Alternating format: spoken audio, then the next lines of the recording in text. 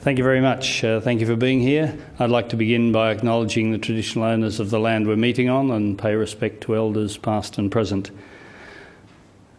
I got interested in the population debate again when Kevin Rudd was, some of you might remember, he used to be Prime Minister. He was being interviewed by Kerry O'Brien about something completely different, and he was asked to comment on a Treasury projection that the Australian population might be 36 million by 2040, and he calmly said, "I make no apology for saying I believe in a big Australia." Apparently the office was deluged with comments, and one insider said the focus groups went ballistic. And I think the reason probably is that most Australians live in or around our major cities, and most of us perceive that our quality of life is steadily declining as the physical and social infrastructure fails to keep pace with the growing population. When I started preparing to write this book, I kept hearing people saying things that I now know either to be misconceptions or distortions, or in some cases barefaced lies. I kept hearing people say, "We're not replacing ourselves. The population would be declining if we didn't have migration. We're an ageing society and we can't afford to look after the baby boomers as they get older. The economy needs population growth. We need a bigger population to defend our wide brown land." So I started out by putting together some facts. I mean, it may seem a controversial step in modern Australia to try and inject facts into the debate, but I think it's never a bad starting point. And the first thing I looked at was the so-called natural increase, the difference between births and deaths. And I found, rather than not being able to replace ourselves, the natural increase has never been less than 100,000 a year at any time in the last 50 years. It's typically been about 120,000 a year, but you might remember that the Howard government was so alarmed by this figure that they decided to offer financial inducements to women to have more children and encourage it with facile slogans like "one for mum, one for dad, one for Peter Costello." The natural increase is now 150,000 a year, but the jury's still out about whether the growth in the rate of increase has been stimulated by the financial incentives or would have happened anyway. We also, of course, have migrants coming to Australia. When I looked at the migrant figures, the net migrant intake, the difference between those leaving and those coming into Australia, it varied between about 20,000 and about 200,000 a year, according to political decisions made each year about migration quotas.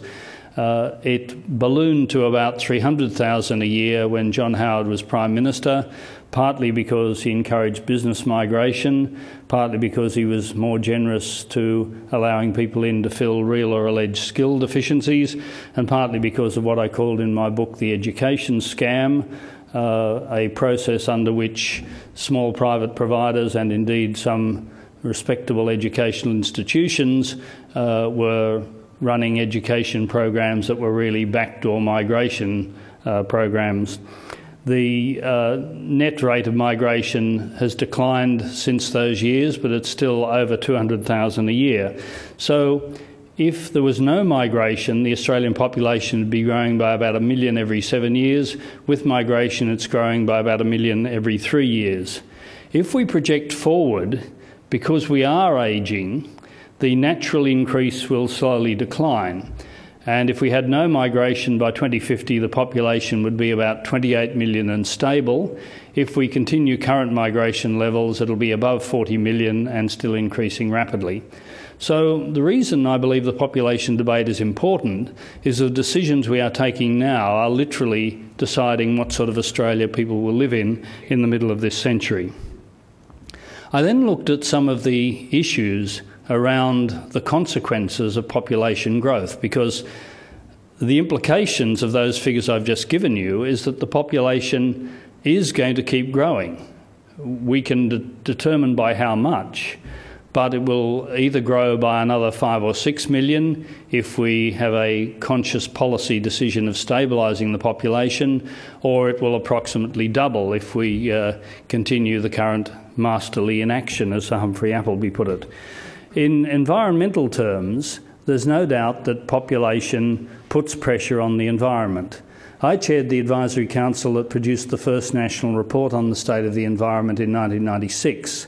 And in that we said that many aspects of the Australian environment are in good condition by any international standard, but we have some serious problems that we need to address if we want to live sustainably. And those problems, we said, are the complex consequence of a growing population, increasing consumption, our lifestyle choices and the technologies we use. And we illustrated the fact that it's a consequence of growing population and increasing consumption by a table giving figures comparing Sydney in 1970 with Sydney in 1990. And in that 20-year period, the population of Sydney grew by about 1 million, about 30%, which is alarming enough in itself. But when you looked at the indicators of resources per head, energy per head, water per head, even food per head, they all increased on average by 30% or more, as did the indicators of waste production per person, solid waste per head, sewage per head, if that's the right denominator. Those indicators also increased by about 30%. So you had about 1.3 times as many people, each consuming resources at 1.3 times the rate and producing waste at 1.3 times the rate.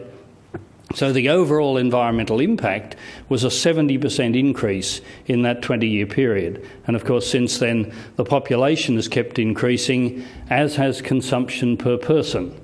In principle, you could negate the impact of a growing population on the environment if you reduced consumption per person by the same or a greater amount. But of course, almost everyone who is in favour of an increasing population also favours increasing consumption per person rather than reducing. In defence terms, I think it's obvious that we haven't had for 1,000 or for 100 years the defence model of defending your territory by serried ranks of soldiers standing shoulder to shoulder with fixed bayonets repelling borders. Since the military aircraft was invented about 100 years ago, defence has been based more on technology than on human numbers. I remember when I was young, people used to say, we have to populate our empty north or it will be overrun by the Indonesians. And at the time I thought that was quite a convincing argument. I mean, I was young and naive at the time, but I still remember hearing a radio broadcast by the late Cyril Pearl about 50 years ago, when he made the obvious point that our empty north was empty and the islands to the north, like Java, were densely populated for thousands of years before Europeans set foot on this continent. And he said there are good biophysical reasons why Java, with its rich, deep volcanic soils, is densely populated, and why Arnhem Land, with its old, tired, nutrient-poor soils, is very lightly populated. And he said, saying we need to populate our empty north or it will be overrun by Indonesians would be a bit like Moroccans saying we need to populate the Sahara or the Nigerians will overrun it. It simply doesn't make any sense. What about the ageing population? Well, it is true that we are an ageing population. 13% of us are over 65. It was only 11% 20 years ago. It's predicted to be 23% by 2030. But that's not at all unusual by the standards of an industrialised country. Our median age is 37.6, and we rank 43rd in the world by median age. It's about 7 years less than the median age in Japan. It's about the same as New Zealand and the US. It's significantly less than most European countries. It's less than Canada or Cuba or Hong Kong. In other words, we are not an unusually aged society. In fact, if you look at specific indicators, 19% of Australians are over 65. That compares with an average of 22% for Europe as a whole, 24% for Western Europe, 25% for Sweden and Italy, 26% for Germany, 30% for Japan, 19% in Australia. At the other end of the age spectrum, 19% of Australians are under 15. The average for the OECD is 16.6%. The figure for Europe is 15%. In other words, where Europe as a whole has nearly twice as many people over 60 as under 15. Japan has nearly 3 times as many people over 60 as under 15. We have about the same number. We shouldn't be at all worried about not having an adequate workforce because of people retiring, because for at least another 10 or 15 years, the number of people turning 15 and entering the workforce will be the same as or larger than the number turning 65 and leaving the workforce. And in any case, the idea that you need large numbers of fit, able, muscular young people for the workforce is a 19th century construction. There are fewer and fewer jobs that require human muscle power rather than wisdom and ability to manipulate totally recycled electrons. Even the mining industry now largely employs people to manipulate machinery rather than to swing a pick or to handle a shovel. And just as a final point, even if the ageing society was a problem, a large level of migration wouldn't necessarily solve that, because it seems to have escaped the attention of many commentators, but in fact migrants age at the same rate as those of us who are already here. Well, what about the economy? Do we need a growing population to help the economy? Well, it is true that if you have more people, the overall scale of the economy increases. If there are more people, we wear more clothes, we eat more food, we drive more cars, we live in more houses and so on. What determines our economic well-being, however, is not how large the cake is, but how big our slice is. And while the overall GDP certainly grows if there are more people, GDP per head is only marginally greater, if greater at all, and any other measure like the genuine progress indicator that deducts from the gross domestic product things which are negative impacts on our well-being appears to be declining. A calculation by the Queensland Treasury, which was produced for their Growth Management Summit, a political exercise by the government to try and respond to the polling that showed that people were worried about population growth and was meant to assure us that population growth was not something they could control, and that even if it was, we should welcome it, calculated that the Queensland economy has in the last 20 years grown at an average rate of 3%. And when they disaggregated that, they found that 0.2% growth was a result of increasing population, 0.6% was a result of increasing participation in the paid workforce, and 2.2%, the lion's share, was a result of increasing productivity.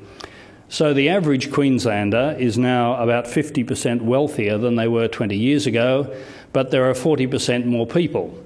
So we are all wealthier, but there are 40% more cars on the road, 40% more people on the trains and buses, 40% more people fighting for the same space on the beaches and parks and golf courses.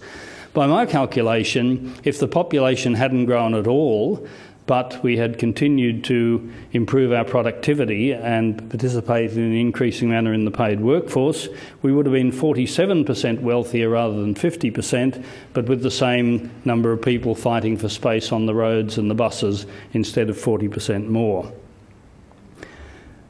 The fundamental problem, I think, is that the infrastructure in our cities is not keeping pace with increasing population.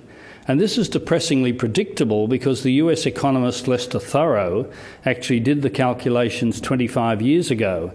There's been some recent refinement of this by Dr. Jane O'Sullivan in Queensland, but Thurow's fundamental point is basic arithmetic. He said, on average, built infrastructure, roads, sewers, electricity systems, public transport, lasts about 50 years, some longer, some shorter, but on average about 50 years.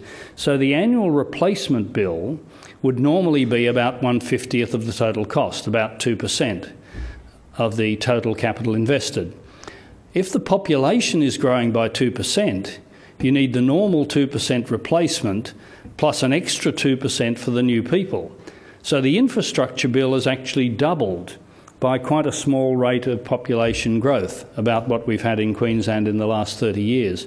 But the revenue base has only gone up 2%. So you have 2% more people, but 50% more demand on your infrastructure. And writing 25 years ago, Thurow said, anywhere where the population is growing by 1 or 2% a year, will find it harder and harder to meet the infrastructure demands of the growing population. And he said, writing 25 years ago, they'll probably be forced to do unpopular things like sell public assets or try to put together improbable public-private partnerships in a desperate attempt to meet the impossible infrastructure demands of the growing population. And of course, we've seen in recent years state governments all along the eastern seaboard lose office, and a significant cause has been the perception that they have been unable to expand our public transport and our roads to meet the demands of the growing population. So growth is economically dubious, socially problematic, environmentally disastrous. So who's in favour of it? Well, I've got about 2 minutes to quickly summarise who's in favour of it. Some are the usual suspects, the traditional expansionists who believe in a big Australia. Some are minority expansionists who think we should have more people as long as they're Anglo-Celtic folk like us. Others are minority expansionists like migrant organisations who think we should have more people as long as they're their mates from the migrant community. Some are growth-oriented governments like those in Queensland and Western Australia who think that power comes out of a big hole in the ground and you need more people to dig bigger holes and dig them faster. Some are humanitarians who think that we have a moral duty to people whose standard of living is lower than ours to welcome them to Australia. Some are economic libertarians, far-right groups like the Institute of Public Affairs who think that tariffs and borders are an affront to the free movement of people and capital. And some are vested economic interests like the housing industry and the retail industry who obviously want to sell more cars and sell more houses. Fundamentally, though, all major political parties believe that growth is good. If you read through the fine print, even the Greens, their various commitments add up to increased population growth rather than stabilisation. And fighting against that tide, there's a motley crowd like environment groups, urban residents who think their quality of life is declining, the unemployed or underemployed who see themselves battling the incoming migrants for jobs, offshore humanitarians who think it's more realistic to try and improve the quality of life of people in Iraq or Afghanistan there rather than welcome increasing numbers of them here. Cultural protectionists who think that we should keep out the riffraff who don't share our values, and scientists who've done the sums and see the increasing pressure on our natural systems. The problem, I think, is that those who control the mass media are almost universally in favour of the pro-growth agenda and quite willing to blur over the obvious problems to drive that agenda politically. I wrote the book because I think the decisions we are making now are critically shaping what sort of Australia we'll live in 40 or 50 years' time. I won't be here, but my children will, and if I have any grandchildren, they will. I think we should be concerned about their quality of life as well as ours. I don't think there's any more important issue for public debate.